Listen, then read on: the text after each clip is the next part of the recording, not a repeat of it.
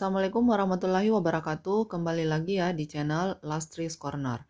Nah, kali ini kita akan membahas mengenai faktor internal yang mempengaruhi pertumbuhan. Jadi, faktor internal itu artinya adalah faktor yang berasal dari dalam tubuh tumbuhan. Silakan adik-adik simak ya, tapi sebelumnya jangan lupa like, share, dan subscribe untuk membantu saya membangun channel ini. Nah, di sini ada beberapa faktor internal yang mempengaruhi pertumbuhan. Yang pertama ada gen, ya. Gen ini mengendalikan proses fisiologi dan biokimia di dalam sel. Yang kedua ada enzim. Enzim ini bisa mempercepat reaksi kimia yang terjadi di dalam sel. Dan yang ketiga adalah hormon. Hormon ini berfungsi sebagai pemicu atau memacu pertumbuhan pada tanaman. Nah, sekarang kita lihat satu-satu ya, apa saja peran ketiga ini. Yang pertama gen, ya. Kalau kita bicara gen itu biasanya erat kaitannya dengan DNA, ya. Jadi gen ini merupakan pembawa sifat menurun. Jadi gen mengendalikan proses fisiologi dan biokimia di dalam sel. Jadi fisiologi dan biokimia di dalam sel sejalan dengan pertumbuhan dan perkembangan. Semuanya itu dikendalikan oleh gen. Nah, faktor genetika ini hanya akan optimal penampakannya apabila dia didukung oleh faktor lingkungan. Jadi artinya faktor genetika kurang berperan apabila lingkungan tidak mendukung. Ya, contoh proses pembentukan klorofil. Jadi yang mana tadi sebelumnya dijelaskan ya bahwa cahaya itu sangat membantu pembentukan klorofil. Secara genetika tumbuhan mampu membentuk klorofil. Jadi tumbuhan memang mampu membentuk klorofil secara genetika. Gennya memang ada, tapi tanpa dukungan dari faktor lingkungan yaitu cahaya, maka klorofil yang terbentuk tidak maksimal. Nah, makanya dikatakan bahwa faktor genetika hanya akan optimal penampakannya apabila didukung oleh faktor lingkungan. Jadi kalau misalnya tumbuhan mendapatkan sinar matahari yang cukup, maka klorofil yang terbentuk juga akan bagus, cara kerjanya juga bagus, seperti itu. Nah, kemudian enzim. Enzim ini merupakan makromolekul. Jadi enzim itu adalah protein. Enzim adalah protein ya yang berfungsi untuk mempercepat suatu reaksi kimia di dalam tubuh makhluk hidup. Jadi semua makhluk hidup membutuhkan enzim. Enzim juga bekerja jika kondisi lingkungan memungkinkan. Artinya jika kondisi lingkungan sesuai, maka enzim yang dilepas akan bekerja dengan aktivitas yang tinggi sehingga tumbuhannya dapat bekerja dengan dapat tumbuh dengan optimal ya. Jadi artinya saling mendukung ya antara faktor internal dan faktor eksternal. Nah, kemudian selanjutnya di sini hormon. Di sini ada beberapa macam hormon yang akan kita bahas. Yang pertama adalah asam tromalin, hormon giberelin, hormon sitokinin, hormon etilen ya. Ini lebih dikenal sebagai gas etilen, asam absisat dan yang auksin, dan yang terakhir itu adalah kalin. Nah, sekarang kita lihat satu-satu apa saja fungsi dari semua hormon ini. Yang pertama hormon auksin. Nah, hormon auksin ini ditemukan oleh Fritz Wen pada tahun 1928 pada gandum ya, pada ujung koleoptil Avena sativa atau gandum, dan juga ditemukan pada ujung batang, tunas muda, dan buah yang sedang tumbuh. Nah, di sini auksin ini biasa juga disebut sebagai IAA, indol asetat acid. Jadi kerja auksin ini sangat dipengaruhi oleh faktor luar seperti matahari dan suhu. Jadi seperti disinggung sebelumnya bahwa faktor internal ini hanya akan bekerja maksimal kalau ada dukungan faktor luar. Ada juga yang menghambat malah ya karena adanya faktor luar. Nah, di sini contohnya ya, ini ujung tanaman ya, ujung batang yang disinari dari berbagai sisi. Nah, bisa dibandingkan ya, di sini auksin diproduksi, kemudian apabila dia terkena cahaya matahari maka dia akan terurai. Jadi auksin itu akan rusak apabila terkena cahaya, sehingga bisa diperhatikan pada gambar ini ya, dia terkena di sini, auksin akan menyebar. Jadi dia akan ke tempat lain, adik-adik bisa lihat di sini ya, ini yang berupa titik-titik kecil, dia akan bergerak menjauhi cahaya. Nah, di sini karena pengaruh auksin, sel-sel itu akan mengalami pemanjangan. Jadi sel-sel yang ada di daerah ini karena dia menyebar ke sini, maka dia akan memanjang lebih cepat dibandingkan sel yang ada di sini. Akibatnya tanaman akan membengkok ke arah datangnya cahaya. Jadi bagian yang bengkok ini kenapa dia membengkok? Di sini ukuran sel-selnya kecil dibandingkan yang ada di sebelah sini. Nah, jadi bagian yang terang itu memiliki lebih sedikit konsentrasi auksin. Jadi akhirnya tanaman akan bergerak ke arah matahari. Nah, kemudian di sini fungsi auksin ya, yang yaitu merangsang pemanjangan sel batang. Yang pertama ya, merangsang pemanjangan sel batang. Jadi batang yang diletakkan dengan posisi mendatar, ujungnya akan tumbuh membengkok ke arah sinar matahari. Penyebabnya itu kenapa bisa diperhatikan pada gambar sebelumnya bahwa auksin pada posisi tersebut akan berkumpul di bagian bawah batang. Sehingga pada bagian terkumpulnya auksin, disitulah sel-sel akan tumbuh lebih cepat dibandingkan yang auksinnya kurang. Nah, bisa di sini diperhatikan. Jadi ini batang yang diposisikan dalam keadaan mendatar. Nah, di sini ujungnya akan tumbuh menuju ke arah cahaya, jadi dia akan ke atas. Nah, di sini auksin ya, di bagian sinilah auksin akan berkumpul sehingga dia akan merangsang perpanjangan sel batang. Nah, seperti itu ya. Jadi makanya dia berbelok ke arah cahaya. Nah, fungsi auksin yang kedua yaitu merangsang pertumbuhan akar lateral atau akar samping dan akar serabut sehingga bisa meningkatkan penyerapan air dan mineral. Jadi yang kita ketahui bahwa semakin banyak akar lateral maka penyerapan air dan mineral itu akan semakin baik. Ya, semakin banyak akar yang akan menyerap air dan mineral. Nah, dominasi apikal. Yang ketiga ya, fungsi yang ketiga dominasi apikal. Ini akan menghambat dominasi lateral, yaitu pola pertumbuhan dengan gejala keberadaan ujung tunas menghambat pertumbuhan tunas ketiak. Contohnya seperti ini ya. Jadi mungkin adik-adik perhatikan tanamannya kalau dia akan sulit bercabang, tanaman akan sulit bercabang kalau misalnya bagian ujungnya masih ada, bagian ininya masih ada. Kenapa? Karena di sini auksin berkumpul. Nah, auksin ini dia mendominasi bagian ujung. Jadi apabila auksin ini bagian ujungnya ini tidak dipotong, maka tanaman kita akan sulit untuk bercabang. Makanya disebut dominasi apikal. Jadi auksin itu mendominasi apikal. Nah, jadi caranya kalau misalnya mau tanamannya cepat bercabang, maka ujungnya harus kita potong seperti ini agar cabang lateralnya ini semuanya keluar.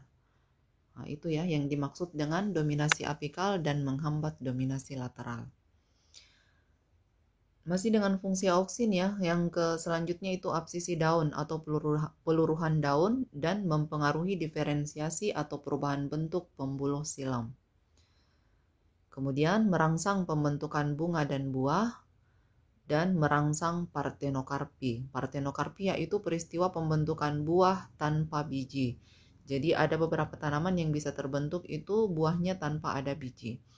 Buah tanpa biji ini bisa dibuat dengan cara memberikan auksin pada pucuk. Jadi bisa dilakukan dengan memberikan auksin pada bagian pucuk tanaman, pucuk putik. Pemberian auksin ini akan mengakibatkan penghambatan pembentukan saluran polen dan akan menghambat pembuahan karena dinding ovarium mengalami pembengkakan, sehingga menyebabkan gagalnya pembuahan yang akan menghasilkan biji. Nah, hormon yang kedua adalah giberelin. Giberelin ini ditemukan oleh F. Kurosawa pada tahun 1926. Nah, giberelin ini dia diisolasi dari jamur yang disebut dengan jamur Gibberella fujikuroi atau Fusarium moniliforme yang menyerang padi. Nah, di sini dia fungsinya adalah mempengaruhi pemanjangan dan pembelahan sel. Jadi kebanyakan hormon seperti itu ya, hormon pertumbuhan. Jadi dia mempengaruhi pemanjangan dan pembelahan sel sehingga apabila tumbuhan kerdil diberikan giberelin maka dia akan tumbuh normal. Jadi kalau misalnya dia tidak bisa besar, kerdil, maka kalau diberikan gibberellin itu maka dia akan kembali normal. Nah, contohnya ini ya, ini tanaman kerdil. Setelah dia diberikan gibberellin, dia kembali normal seperti ini. Nah, itu fungsi dari gibberellin ya, yang pertama. Yang kedua itu merangsang pembentukan tunas ya. Jadi kalau misalnya ada tanaman yang sulit untuk bertunas, maka itu bisa dibantu dengan pemberian gibberellin. Yang ketiga, menghambat pembentukan biji dan dormansi biji. Nah, ini juga ya, menghambat dormansi, artinya tadi disinggung sebelumnya pada faktor eksternal bahwa kadang biji mengalami dormansi atau masa istirahat. Jadi kita bisa memberikan dormansi pada kita bisa memberikan gibberellin pada biji agar masa dormansinya berakhir ya, agar masa istirahatnya berakhir. Merangsang pembentukan buah, pertumbuhan buah secara partenogenesis dan memperbesar ukuran buah. Nah, kemudian yang ketiga sitokinin. Nah, sitokinin ini ditemukan oleh Volkskopf dan Carlos O. Miller di University of Wisconsin pada tahun 1954. Nah, sitokinin ini dihasilkan dalam jaringan yang sedang tumbuh secara aktif seperti akar, embrio, dan buah. Jadi ini pertama kali ditemukan pada batang tembakau. Fungsinya itu yang pertama merangsang pembelahan sel, kemudian yang kedua sitokinin ditambah gibberellin dan dengan auksin ya, ketiga-tiganya ini bisa membantu mengatur pembelahan sel di daerah meristem sehingga pertumbuhan titik tumbuh itu menjadi normal. Itu kemudian yang ketiga, dia memperkecil dominasi apikal. Jadi dominasi apikal tadi itu yang dikuasai oleh auksin ya. Kalau misalnya ujungnya tidak dipotong, maka tidak akan terbentuk tunas lateral. Kemudian yang keempat, mengatur pembentukan bunga dan buah dan menunda pengguguran daun, bunga dan buah dengan cara meningkatkan transport makanan ke organ tersebut. Kemudian yang keempat adalah etilen.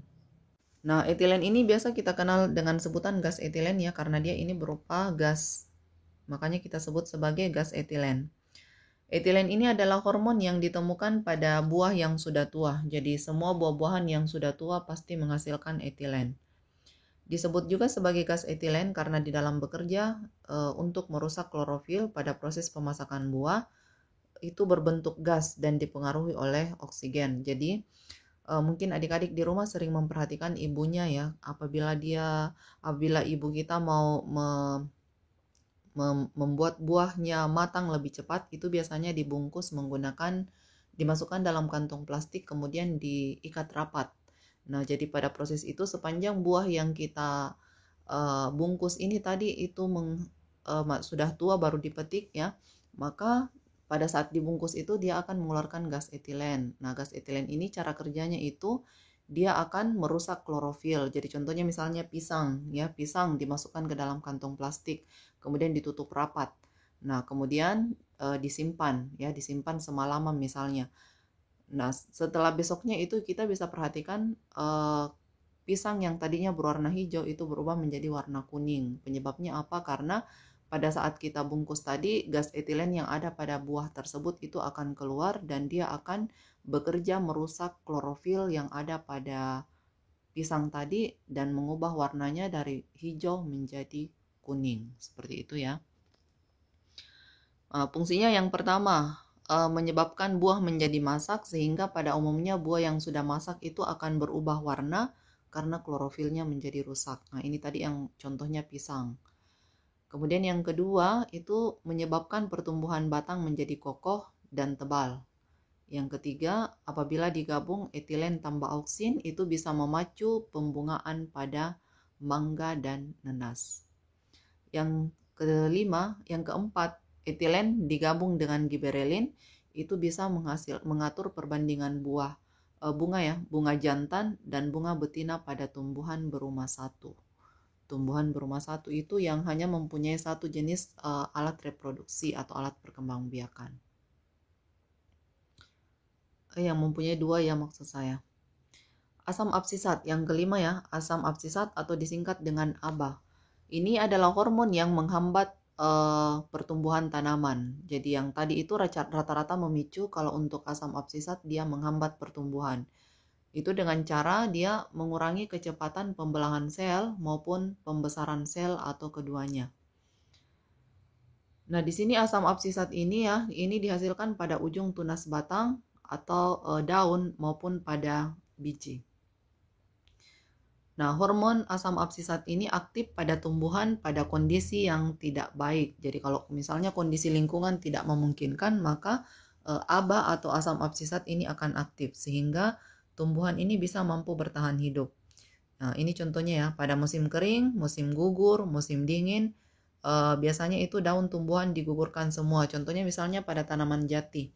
Jadi pada tanaman jati itu kita perhatikan pada musim kemarau itu dia menggugurkan semua daunnya. Jadi kadang kita perhatikan seakan-akan dia mati. Ya, jadi kita lihat cuma ada ranting-ranting saja tanpa ada daun. Jadi semuanya digugurkan. Nah, jadi pada saat tersebut tumbuhan itu mengalami dormansi. Jadi kalau dia sudah menggugurkan daunnya semua itu disebut dengan masa dormansi pada tumbuhan. Nah, saat dormansi inilah asam absisat akan terakumulasi ya, akan tersimpan pada tunas sehingga tunas tidak tumbuh. Jadi tunasnya tidak keluar karena dia berkumpul di situ. Nah, dengan demikian asam absisat ini bisa membantu tumbuhan mengatasi tekanan dari kondisi lingkungan yang kurang baik. Jadi, begitu musim hujan kembali, lingkungan sudah kembali normal, maka asam absisat ini akan berpindah ya. Jadi dia akan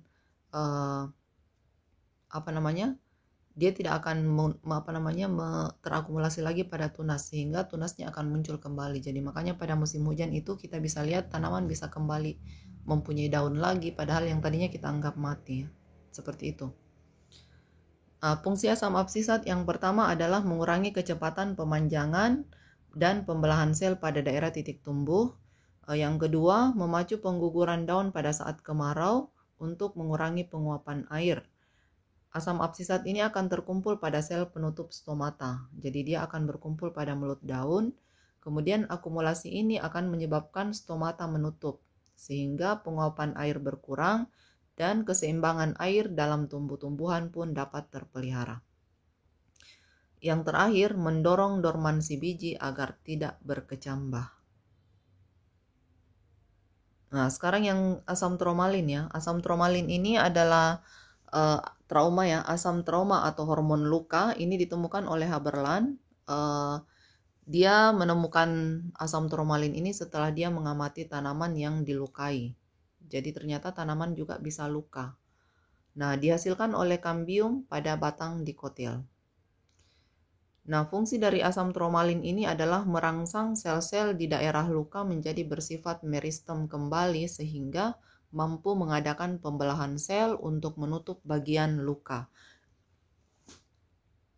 Nah, jaringan penutup luka ini kita sebut sebagai kalus.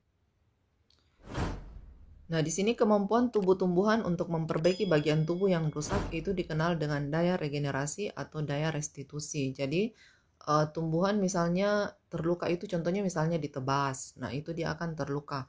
Dia bisa memperbaiki dirinya karena dia mempunyai asam tromalin ya. Jadi artinya dia bisa bertunas kembali karena ada asam tromalin.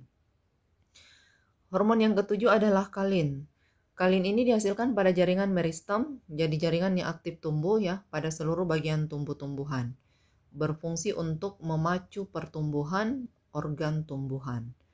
Nah, berdasarkan organ yang dibentuknya, kalin itu terdiri dari risokalin. Risokalin ini, riso artinya akar, jadi dia merangsang pembentukan akar. Kaulokalin, kaulus ini artinya batang, kalus ya, merangsang pembentukan batang. Filokalin, ini daun, merangsang pembentukan daun. Dan antokalin, anto itu artinya bunga, merangsang pembentukan bunga.